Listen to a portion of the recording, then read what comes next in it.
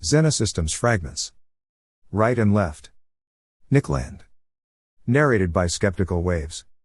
Endless conversational stimulation is to be found in the fact that the most basic distinction of modern politics is profoundly incomprehensible, and at the same time almost universally invested. Almost everybody thinks they understand the difference between the right and the left, until they think about it. Then they realize that this distinction commands no solid consensus, and exists primarily as a substitute for thought. Perhaps the same is true of all widely invoked political labels. Perhaps that is what politics is. Spandrel directs a winding, intermittently brilliant post to the topic, which is enriched by a comments thread of outstanding quality. Like the right-left distinction itself, the argument becomes increasingly confusing, the closer it is examined. The rightist singularity of the title is introduced as a real political alternative to the left singularity modeled by James Donald, driven by analogous self-reinforcing feedback dynamics, but into nationalistic rather than egalitarian catastrophe.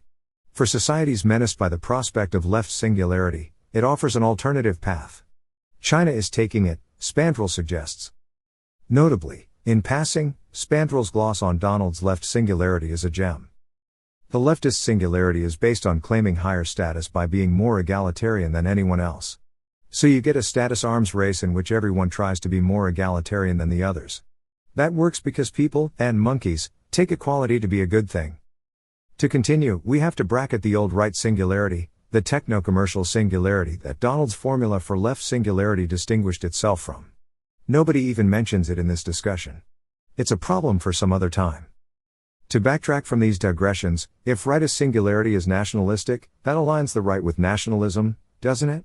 But nothing remotely this crude is sustainable, not when time is involved. Spandrel notes, the right isn't nationalist anymore. He expands, convincingly, in his own comment thread. What historically has been called right was about law and order, i.e. leaving things as they are.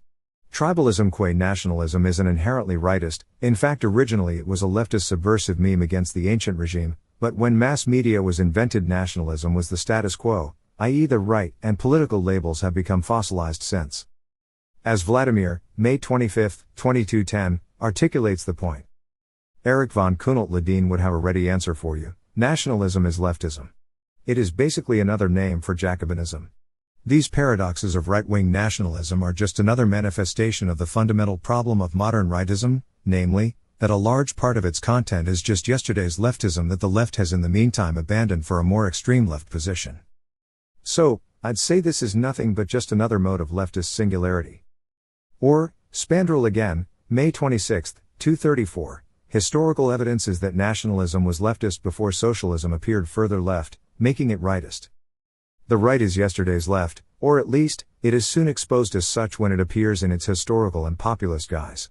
When the masses turn right, they are defending a dated left, frozen in place by modernist mass media memory, stuck in a black and white newsreel, like an insect in amber. The squirming is over, unless it changes dimensions.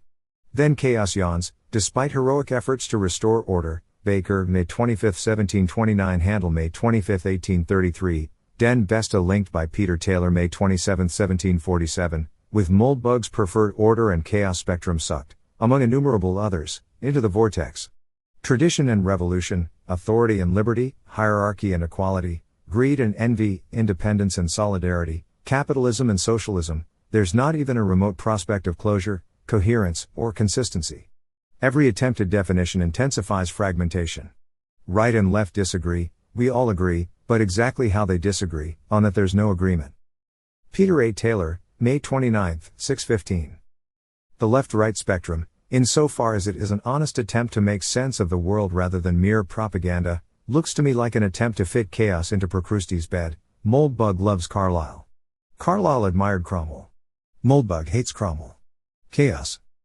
Spandrel, May 26, 828, twists it back to the trichotomy. Both the Western right and the Chinese right are a loose combination of traditionalists, nationalists and capitalists, which mostly hate each other and never get along when they get any amount of power. By this point, however, trichotomous diversity starts to look like a mirage of integrity. Right and left are every difference that has ever been conceived, if not yet, then in the near future. If these signs mean anything more than the war continues, like the black and white distinction between chess pieces, no one has yet convincingly shown us why. Yet perhaps, if right and left, apprehended together, mean that basic modern antagonism, the conflict itself, as an irreducible thing, will prove to be the source of whatever sense can be found. To be continued.